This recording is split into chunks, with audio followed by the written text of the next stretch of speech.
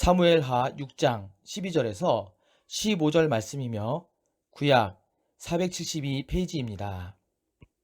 어떤 사람이 다윗 왕에게 아뢰어 이르되 여호와께서 하나님의 계로 말미암아 오베데돔의 집과 그의 모든 소유에 복을 주셨다 한지라. 다윗이 가서 하나님의 궤를 기쁨으로 메고 오베데돔의 집에서 다윗성으로 올라갈새 여호와의 궤를 맨 사람들이 6걸음을 가매 다윗이 소와 살진 송아지로 제사를 드리고 다윗이 여호와 앞에서 힘을 다하여 춤을 추는데 그때에 다윗이 배 에봇을 입었더라. 다윗과 온 이스라엘 족속이 즐거이 환호하며 나팔을 불고 여호와의 궤를 메어 오니라. 아멘.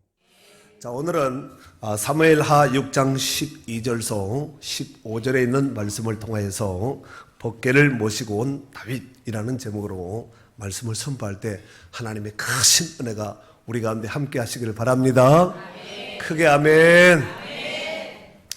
아멘. 여러분들 잘 아시다시피 이스라엘의 통일 왕국 시대의 초대 왕은 사울 임금이었습니다. 그리고 두 번째 임금은 다윗이었습니다. 그런데 사울과 다윗의 공통점이 있습니다. 처음에는 다 미약했습니다. 다시 말해서 무명인.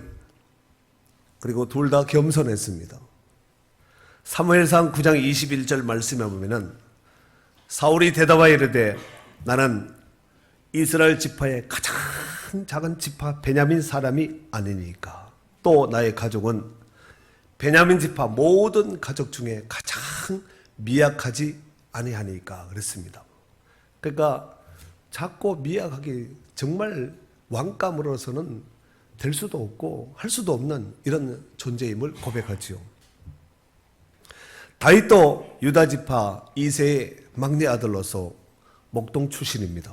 그러니까 사울도 다윗도 시작은 미약하기 짝이 없었다는 것이지요. 두 번째로 사울과 다윗의 차이점은 먼저 사울은 하나님보다 사람을 더 의지했던 사람이라는 것입니다. 여러분, 하나님보다 사람을 더 의지한 사울이 아니라 반대로 사람보다 하나님을 더 의지할 수 있는 복 있는 성도들이 되어야 될 줄로 믿습니다. 사울 왕은 베냐민 지파의 출신으로서 인물도 좋고 체격도 좋은 사람으로서 누가 보아도 다 저 사람은 임금님 깜이다 라고 말할 정도로 여러 가지 좋은 호조권을 가지고 있었습니다. 하지만 그의 집권 중에 모든 행위들을 우리가 성경을 통해서 살펴보면은 오직 자기를 위해서만 존재감을 과시하였던 이런 왕이었다는 것을 알 수가 있습니다. 이를테면 사무엘상 14장 52절 말씀에 보면은 사울이 사는 날 동안에 블레셋 사람과 큰 싸움이 있었으므로 사울이 힘센 사람이나 용감한 사람을 보면 그들을 불러 모았더라. 물론 왕이니까 국방을 위해서 나라 지킴을 위해서 힘센 사람 용감한 장수들을 불러 모으는 것은 당연합니다. 사무엘상 15장 22절에 사무엘상 15장 12절에는 사무엘이 사울을 만나려고 아침에 일찍 일어났더니 어떤 사람이 사무엘에게 말하여 이르되 사울이 갈멜에 이르러 자기를 위하여 기념비를 세우고 발길을 돌려 길갈로 내려갔다 하는지라 그랬습니다. 비를 세우긴 세웠는데 누구를 위해서 세웠다고요? 자기를 위해서 기념비를 세웠다는 것입니다.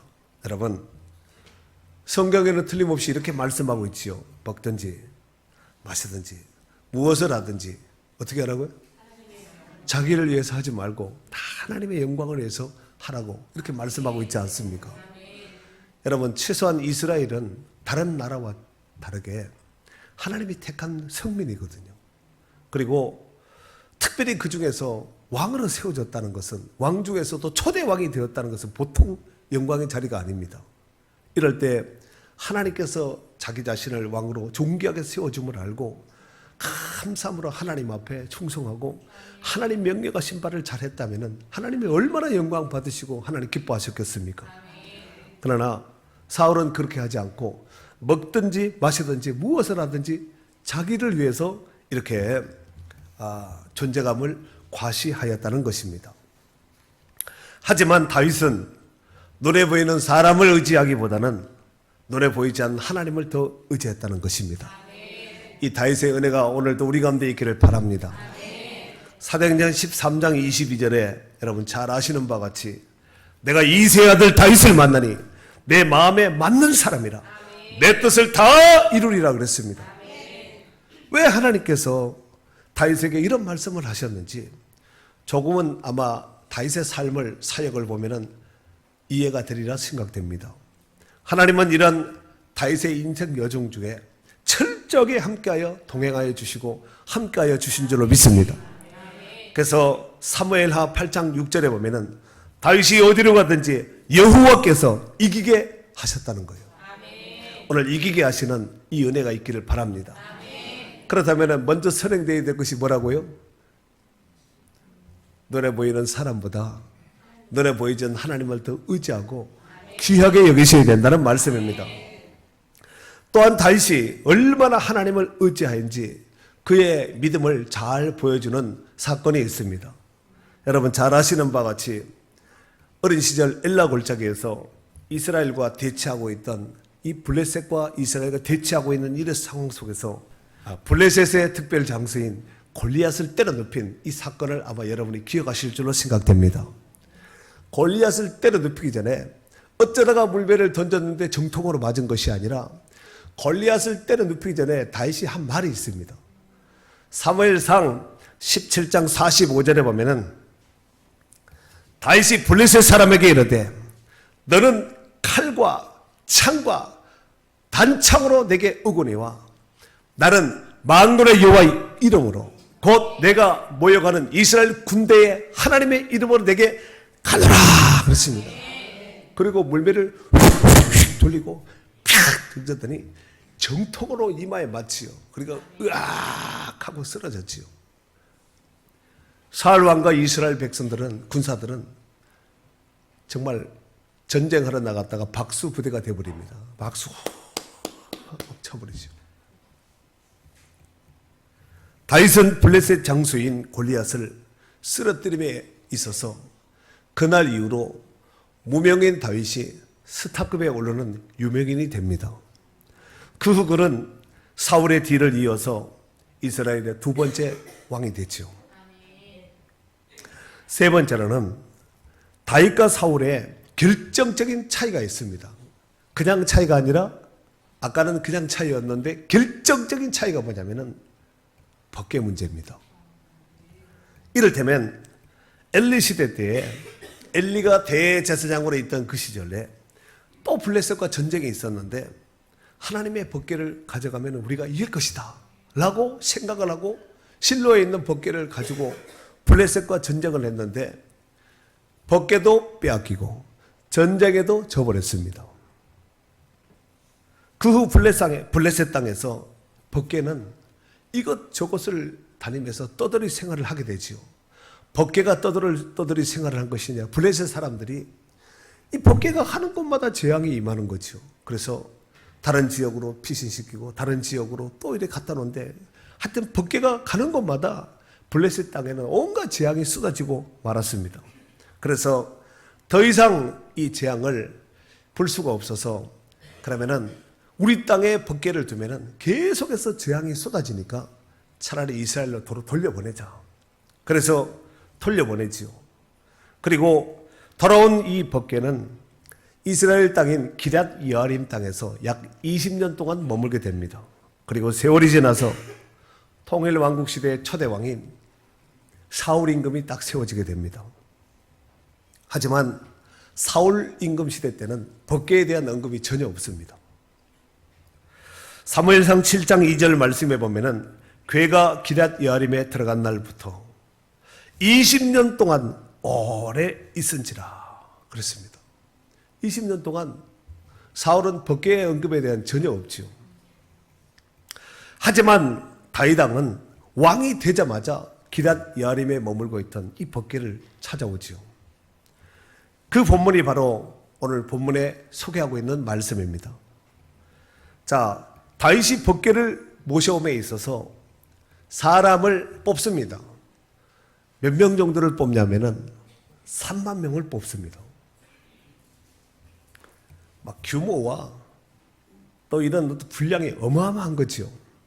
그리고 그 모든 일의 주관자를 두 사람으로 총책임자를 두 사람을 세우는데 아효와 우사라는 사람을 우사와 아효라는 이 두 사람을 세우게 됩니다.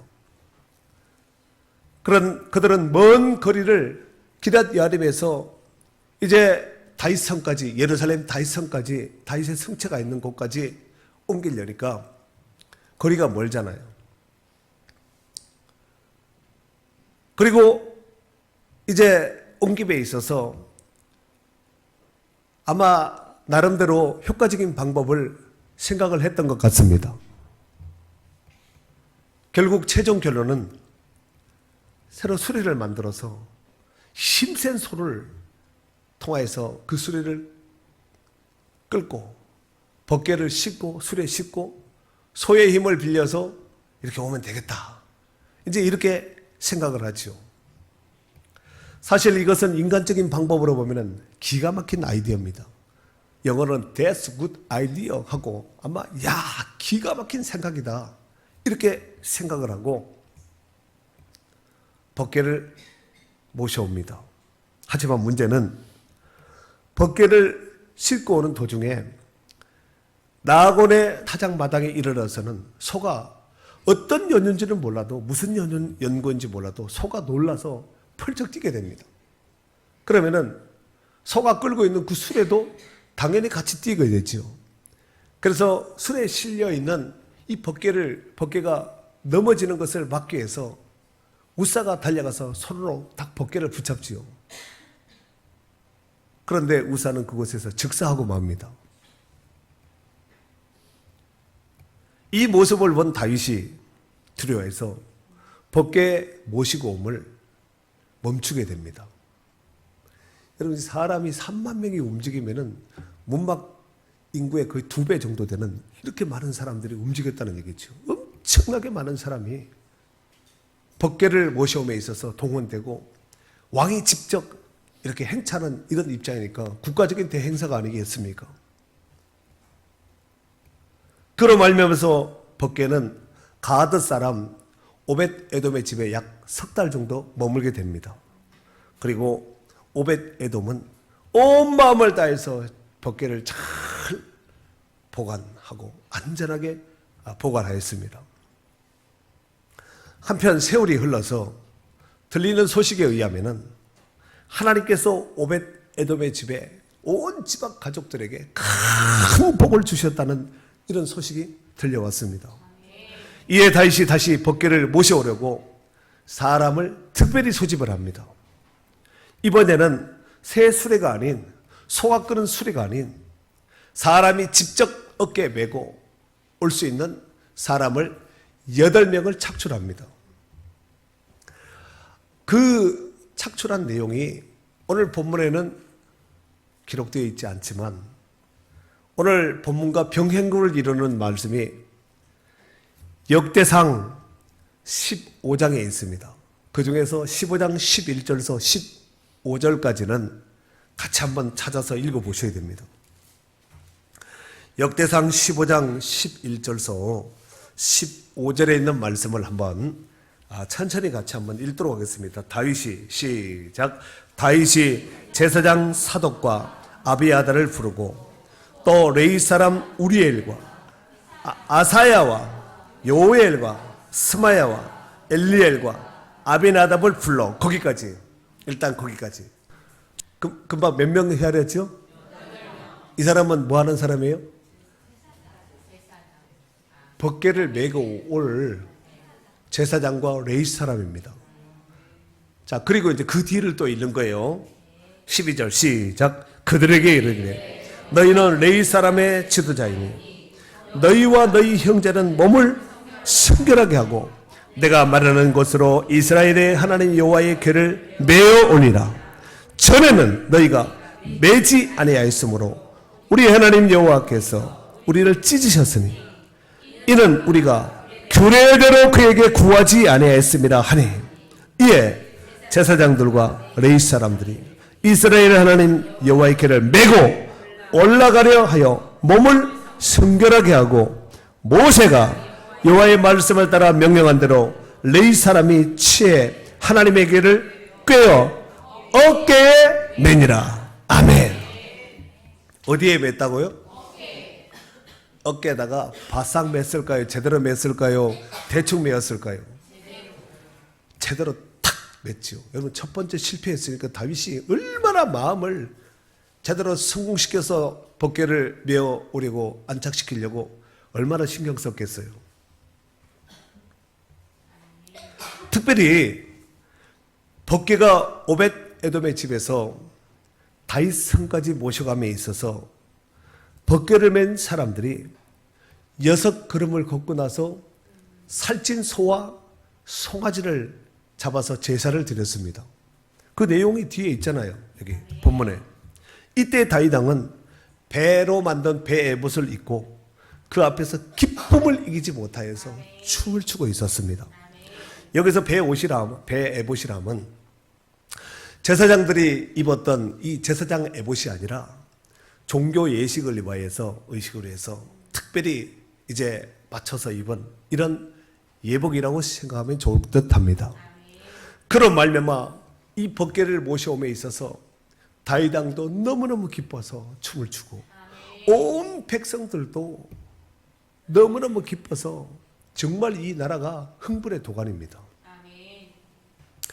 이를 통하여서 깨닫는 교훈은 첫 번째, 다윗은 세상에 그 어떤 것보다도 하나님을 귀하게 여겼다는 것을 알 수가 있습니다. 주 예수보다 귀한 것은 없네. 오늘날 우리의 신앙 표현을 하면 이렇게 고백할 수 있다는 것입니다. 이를 증명한 것이 바로 오늘 본문의 법궤를 운반해 오는 것이었습니다. 하지만 사울왕 때는 이것이 안중에도 없었다니까요. 사울왕 때 법궤 가지고 다녔다는 얘기 있습니까? 안착시켰다는 얘기가 전혀 없거든요. 하지만 다윗은 왕된 뒤에 그 업무의 1순위를 법궤 운반으로 여기고 그 운반을 하였다는 것입니다. 무엇보다도 법궤를 운반했다는 것은, 법궤는 곧 하나님의 임재의 상징이거든요. 눈에 보이지 않는 하나님의 현현에 눈에 보여지는 그 상징이 바로 법궤라는 것입니다. 참고로 법궤 안에는 뭐가 있죠? 십계명, 아론의 쌍난 지팡이, 만나를 담은 금 항아리. 다 알고 있는데 대답을 안 하신 거지요. 예. 여러분, 법궤가 돌아왔다는 것은 하나님 앞에 예배가 회복됐다는 얘기예요. 신앙이 회복됐다는 얘기예요. 여러분, 법궤가 귀하지 않으면 뭐한데 그렇게 엄청난 대가를 지불하고 그 먼 거리에서 그 많은 사람들을 동원해서 왕이 직접 그 자리에 동석하겠습니까? 우리는 예수 그리스도로 말미암아 죽을 수밖에 없는 인생입니다. 하지만 하나님께서 이 땅에 예수 그리스도를 보내셔서 그 아들의 대속으로, 그 아들의 십자가의 대속으로 우리의 모든 죄를 해결하시고 우리를 살려내신 줄로 믿습니다. 누구든지 그 예수 그리스도를 믿기만 하면 멸망치 않는 영생을 얻게 되는 줄로 믿습니다. 이것이 복음이거든요.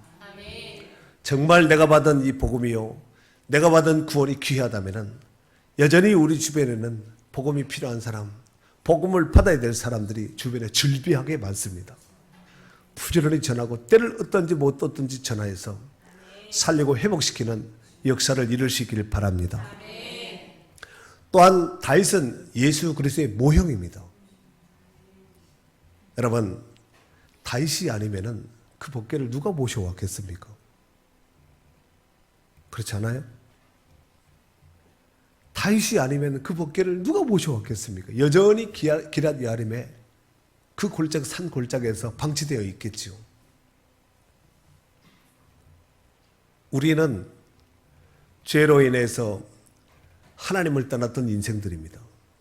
경력사원입니다. 경력사원. 그런데 그 아들 예수님으로 인해서 믿고 구원받아 지금 이 자리에 와 있는 줄로 믿습니다.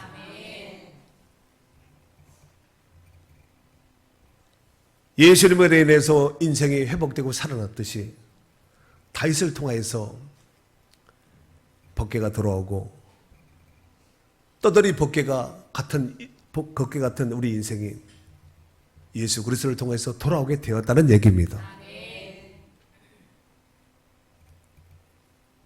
하나님은 우리를 살리기 위해서 방황하는 인생들을 회복하기 위해서 마치 다윗이 그 엄청난 대가를 지불하였듯이 예수 그리스도를 통해서 어마어마한 대가를 지불하셨습니다. 그래서 우리가 살아나고 회복된 하나님의 거룩한 자녀가 되었는데 이것을 귀하게 여기고 하나님 주신 것을 또 하나님 주신 새 생명을 하나님 주신 사명을 귀하게 여기고 하나님 앞에 더 존귀하게 증거같이 쓰임받는 복 있는 성도들이 되어야 될 줄로 믿습니다. 두 번째로는 우리가 하나님을 섬김에 있어서 하나님의 방법대로 하나님을 섬겨야 됩니다. 비록 다윗은 처음에 법궤를 모셔옴에 있어서 인간적인 방법으로 아마 아효와 우사가 새로 거창하게 멋지게 만든 수레와 힘센 황소로 끈다면 얼마나 좋겠습니까? 이런 의견을 제시했을 때 다윗이 안 된다고 딱 거절을 해야 됩니다. 그것은 하나님께서 원하시는 방법이 아니니까 제사장들이 매야 될지니라 하고 한마디 하면 끝나는 거거든요. 이야, 그 기가 막힌 생각이다. 결국은 그들의 말에 순응함으로 인해서 결국은 실패하고 말았습니다. 하지만 실패를 거울로 삼은 다윗이 두 번째에는 철저하게 하나님이 원하시는 방법대로 법궤를 메고 다윗 성체로 인도함으로 오게 함으로 인해서 성공하게 되는 모습을 보게 됩니다.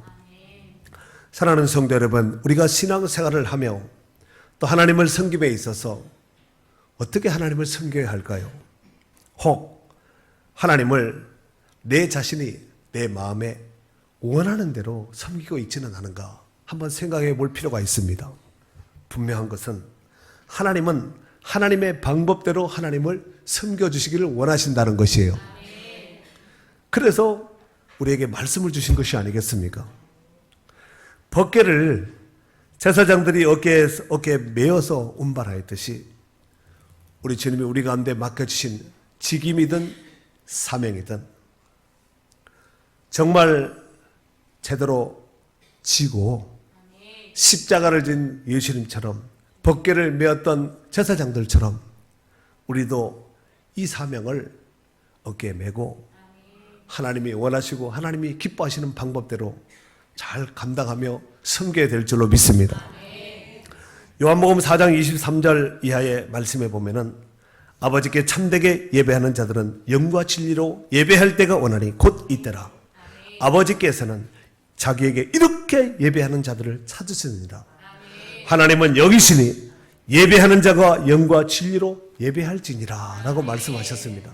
여러분, 아무 예배 시작합시다 이런다고 하나님 다 찾아오는 것이 아니라 하나님은 영이라는 거예요. 영. 이게 무슨 얘기냐면은 사람에게 하듯 하지 말라는 얘기입니다.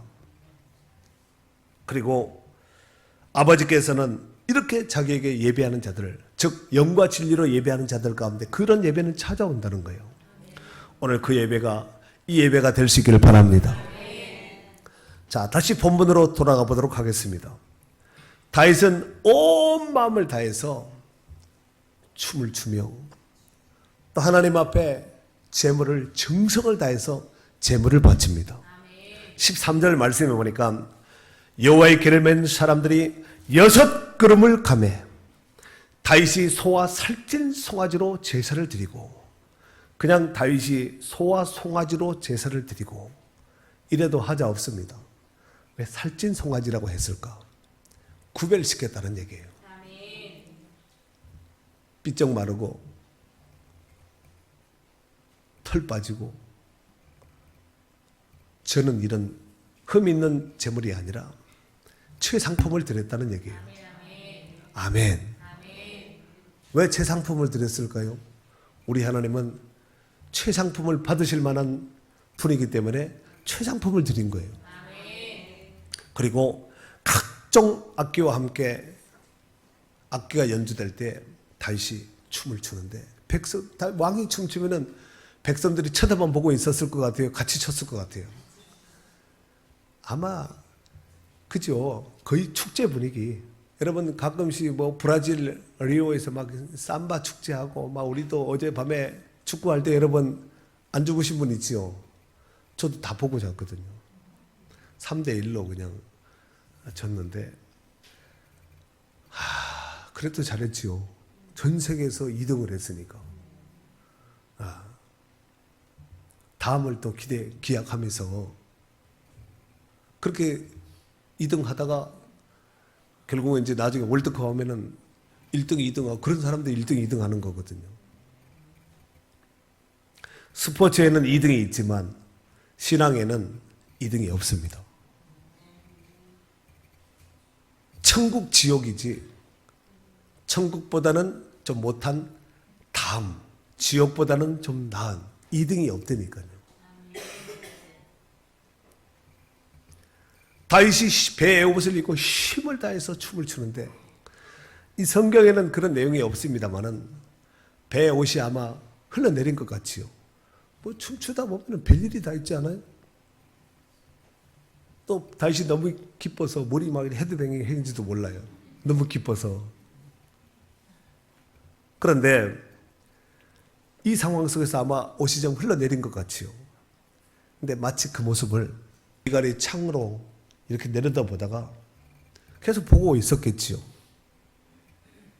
다윗이 옷이 아마 몸이 드러난 이런 모습을 보고 우리 성경에는 이렇게 나와 있습니다. 직접 말한 것이 아니라 우리 성경에 보면은 16절 하반절에 보니까 다윗 왕이 여호와 앞에서 뛰놀며 춤추는 것을 보고 심중에 그를 업신여겼다는 거예요. 그러니까 말하지 않고 속으로 이랬겠죠. 아유 이랬겠죠. 그리고 법궤를 안착시키고 하나님 앞에 번제와 화목제를 드리죠. 온 백성들에게 떡을 나누면서 건포도를 나누면서 축제 분위기입니다. 그런데 미갈이 이런 말을 하지요. 왕이 어찌 점잖지 못하게 채통 없이 그렇게 경방스럽게 뛰노옵니까? 한마디 한 것이에요. 그럴 때 다윗이 21절에 보면 이런 말을 하죠. 다윗이 미갈에게 이르되 이는 여호와 앞에서 한 것이니라 그러죠. 누구 앞에서 한 것이라고요? 하나님 앞에서 한 것이라는 거예요. 여러분은 지금 예배를 누구 앞에 드리고 있습니까? 누구 앞에 아멘 하고 있어요? 맞아요? 그리고 그 뒤에 보니까 그 하나님께서 내 아버지와 그의 온 집을 버리시고 나를 택하사 나를 여호와의 백성 이스라엘의 주권자로 삼으셨으니 내가 여호와 앞에서 뛰놀리라 그랬어요. 뛰놀리라라는 말은 뛰놀았다는 얘기예요. 뛰놀고 있다는 얘기, 앞으로도 뛰논다는 얘기예요. 앞으로도 그렇게 하겠다는 거예요. 앞으로도. 여러분 다윗을 심중에 없이 여기고 또 미갈이 한마디 한 이 말로 인해서 미갈은 죽을 때까지 자식을 낳지 못하는 비운의 여인이 되고 말았습니다. 여러분 여자가 아이를 못 낳는다. 이건 심각한 결격 사항입니다. 그리고 왕비인데 아이를 못 낳는다. 대가 끊기는 거죠. 이건 더 심각한 일이 발생되게 되는 거죠. 여러분 자녀를 낳은 건 큰 축복입니다. 왕과 백성은 법궤를 운반함에 있어서 너무너무 기뻐서 춤추며 기뻐하고 막 여기 보니까 환호했다 그랬죠. 15절 한번 더 읽어볼까요? 15절 시작. 다윗과 즐거이 환호하며 나팔을 불고 여호와의 궤를, 그러니까 막 휘파람 불고 이스라엘 백성들 지금도 축제 가운데 막 우우 하고 막 휘파람 불고 정말 그래요. 종려나무 같이 들고 막 이렇게 하거든요. 그런데 문제는 지금 왕과 백성들은 그런 분위기예요. 그런데 다윗의 아내인 이 미갈은 창에서 내리보고 있는 것이죠. 그러니까 다윗 성체가 언덕에 있었다는 것을 알 수가 있습니다. 창으로 내려보고 있는 거지요.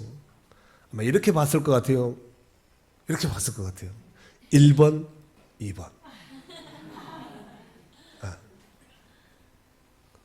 여러분, 그 현장에 달려나와서 다윗과 함께 기뻐하며 하나님의 법궤가 이렇게 들어오는 것 막 함께 기뻐하고 해야 되거든요. 여러분, 우리가 예배할 때 하나님 앞에 찬양할 때 함께 막 기뻐하고 이렇게 하셔야 됩니다. 미갈의 교만된 마음이 그를 스스로 비참한 말로를 장식하게 한 것입니다. 여러분, 한번 23절 말씀 한번 더 읽어볼까요? 23절. 그러므로 시작.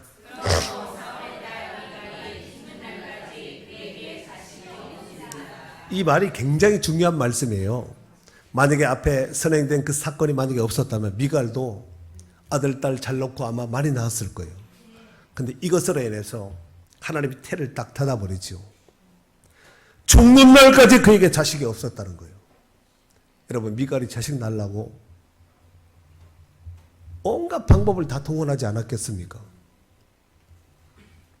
하지만 하나님께서는 그에게 자식 낳는 축복을 허락하지 않았다는 것입니다. 야고보서 4장 10절 말씀에 보면은 주 앞에서 낮추라. 그래야만 주께서 너희를 높이시라 그랬어요.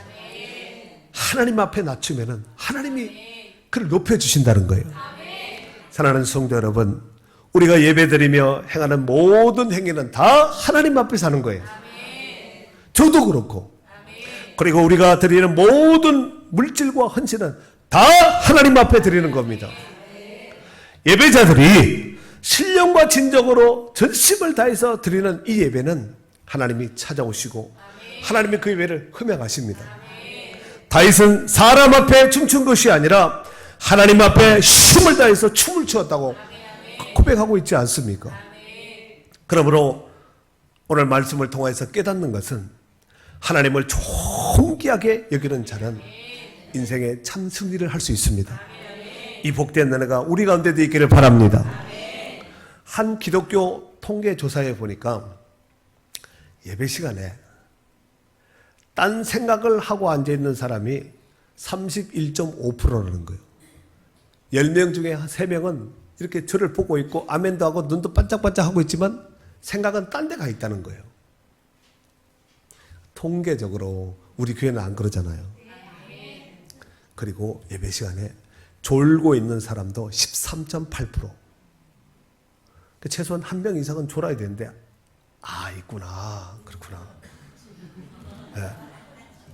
그리고 예배 시간 때 주보를 보고